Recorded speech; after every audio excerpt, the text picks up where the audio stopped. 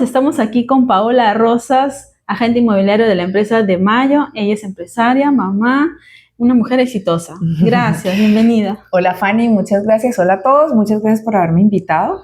Gracias por la presentación y me encanta pues estar aquí contigo compartiendo un rato. Quiero agradecerte y a la vez felicitarte porque Paola Rosas ha sido premiada 2 años consecutivos por ser una team leader exitosa y por haber cumplido sus metas de producción, de productividad. Cuéntanos. Sí, a ver, básicamente dentro de la empresa hacemos cada año un rating o una información estadística para saber cómo estamos frente al mercado.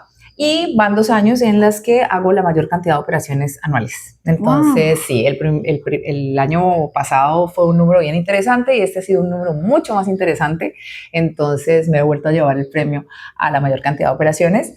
Que eso hace que también, pues como team leader, tú sabes que uno lidera por el ejemplo, entonces para mí es muy importante que la gente que está trabajando con nosotros o que está entrando o que esa gente que apenas está empezando se sienta motivada y sepa que si yo puedo, todos pueden.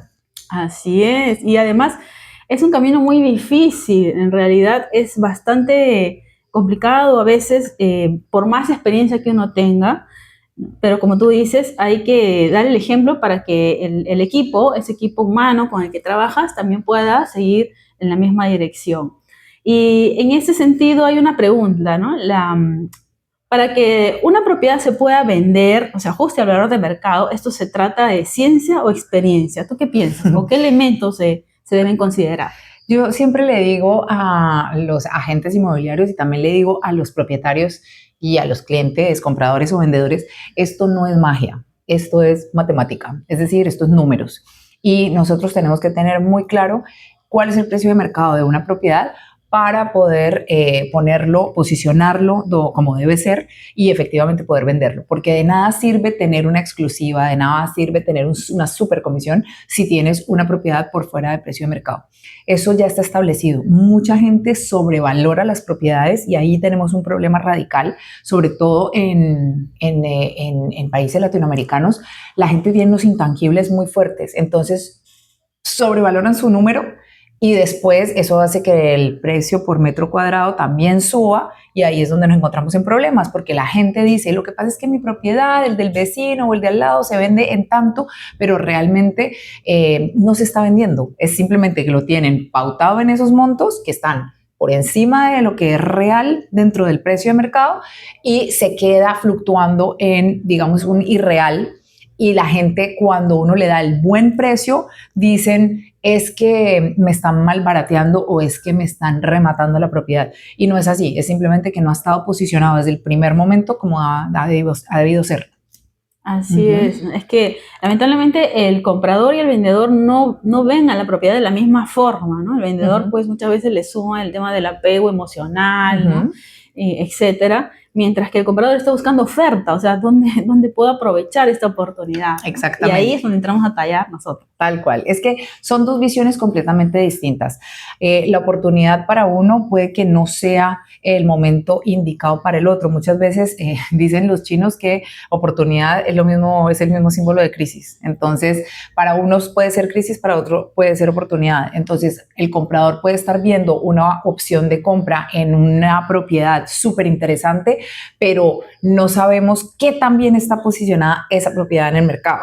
Ahora, si yo, que mi trabajo como agente inmobiliario es posicionar ese producto donde debe estar, hablar, hacer una captación adecuada, hacer una AMC adecuado, porque finalmente una AMC no es solo coger lo que tengo por la zona y armar una estadística o un Excel. No, yo tengo que hablar con la gente que está en la zona para entender si ese precio a los que ellos han llegado es un precio real o es un precio que todavía está por los cielos y que efectivamente el vendedor todavía no ha podido ser aterrizado con su precio.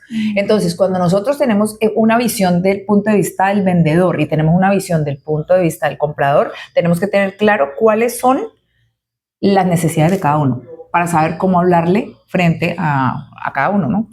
Y llegar al equilibrio. Exacto. Muy interesante lo que nos cuenta Paola y es muy cierto lo que nos dice. Yo quiero preguntarte cuántos años de experiencia tienes en este rubro. ¿Qué es lo más difícil que te ha pasado y cómo lo afrontaste? Cuéntanos. Ya. A ver, yo voy a cumplir 5 años desde que empecé como agente inmobiliaria. Empecé pues obviamente haciendo mi código, que además se lo recomiendo a todo el mundo que tengan su código, porque esto, además de profesionalizar el medio, éticamente y digamos estructuralmente es importante. Llevo 5 años y bueno, me han pasado un montón de casuísticas desde que empecé. Básicamente, una de las cosas más importantes que fue empezando es no tener claridad en toda la documentación que tienes que tener cuando haces un cierre. Porque digamos que uno se deja como contagiar por la emoción y entonces quiere cerrar ya y entonces dice, sí, ya, cojo, lo capto y estoy lista, tengo el cliente, pero a veces tenemos que entender muy bien de dónde proviene esa propiedad. Es decir, si es de gente separada, si es de gente que tiene algún tipo de carga, gravamen, algún tipo de problema, que eso obviamente lo hacemos en estudio de títulos. Obviamente hoy estoy curada y tengo clarísimo que antes de captar una propiedad lo primero que hago es un estudio de títulos, pero uno de los casos más complicados fue un tema de papeles, precisamente, porque en esa espera se te puede caer la venta. Y era ni siquiera es que fuera tan complicado, sino que había habido una separación, una persona no quería firmar, no quería dar su brazo a torcer, estaba pidiendo más plata que el otro. Entonces, cuando empiezas a entrar en esa dinámica, ya se vuelve un tema mucho más empático y un tema mucho más emocional que otra cosa. Entonces me tocó servir un poquito de psicóloga, hablando con una parte y con la otra, hasta poder llegar a un acuerdo que afortunadamente todo salió bien. ¿Los convenciste? Sí, los convencí tratando de hacerlos entender qué era peor, si vender así o no vender. Sí. Y efectivamente para ellos era peor no vender. Entonces, de alguna forma, con, digamos, los puntos que les puse en la mesa, dijeron, ok, es mejor vender y vendámoslo porque sabemos que no venderlo es peor. Entonces ahí es como yo digo, tú tienes el día o la noche. Eso me lo enseñó en un congreso de Francisco el Chileno, que adoro, que me parece un genio.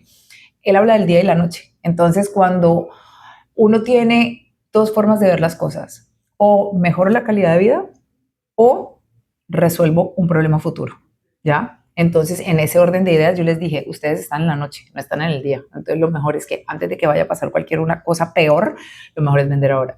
Y por ahí lo pudimos solucionar. Claro, qué importante es esto de la empatía que acabas de mencionar, porque hoy en día la gente como que ya se está mecanizando y sobre todo con la inteligencia artificial.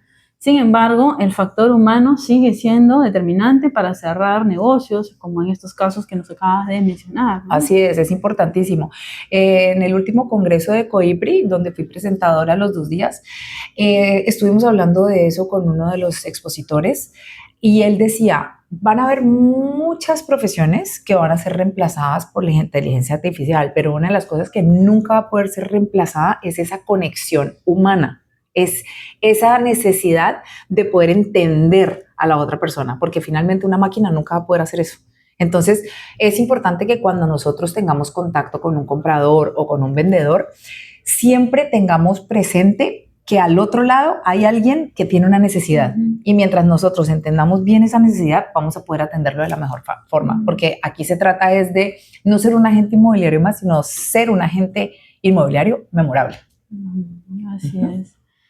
Y bueno, y dime, ¿qué libro has leído últimamente o cuál es el que te ha impactado de lo que has podido en el abanico de la literatura? Mira, yo era muy lectora, siempre he sido muy lectora, me encanta leer, pero leía mucha novela antes de ser agente inmobiliaria y leía también muchas estrategias de marketing porque soy publicista, de base soy publicista, entonces obviamente siempre estaba tratando de nutrirme en cuanto a creatividad, ¿no? Como tal.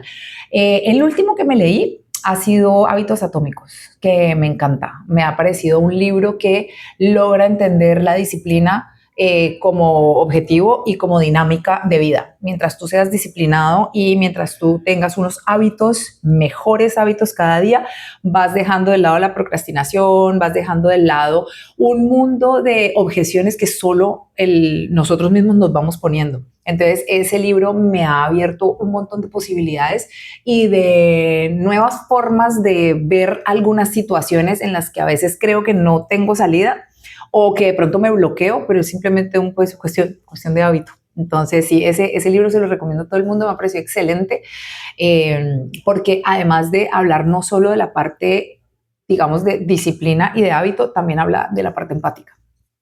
Entonces, ¿también piensas que la disciplina vencerá la inteligencia? Yo creo que para crecer como persona y para llevar a cabo todo lo que uno hace con inteligencia, tiene que haber disciplina, sí o sí. Así es importante.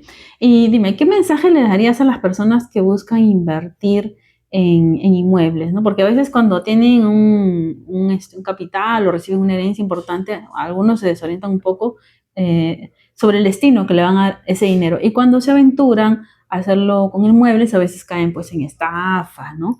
Entonces, ese tipo de personas que recién van a incursionar en el rubro de intangibles, ¿qué les dirías? Perdón, en bienes inmuebles. Mira, lo primero que les recomendaría es que busquen una agencia de confianza y busquen una agencia Premier profesional que les pueda dar una verdadera asesoría inmobiliaria. ¿Por qué? Porque no es solo una cuestión de compro y vendo, no. Tiene un mundo de matices, como por ejemplo tener un estudio de títulos claro, entender si paga una alcabala, si es de estreno, si no es de estreno. Tú sabes que las propiedades, cada propiedad tiene todo un universo y tiene todo un formato de venta.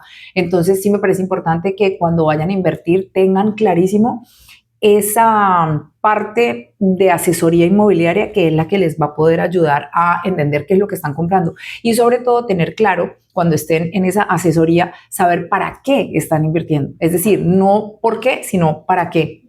¿Qué necesitas o qué te va a generar esa compra y qué es lo que estás buscando con esa compra? Yo pienso que los intangibles siempre tienen que tener ese último objetivo. ¿Para qué estoy haciendo esta compra y qué bienestar me va a producir? Entonces, creo que lo más importante cuando estamos frente a un nuevo inversionista es que sí o sí se asesoren bien con profesionales. Así es, entonces si desean incursionar en el rubro de bienes inmuebles, tienen que llamar a su agente inmobiliario de confianza. Llámenme.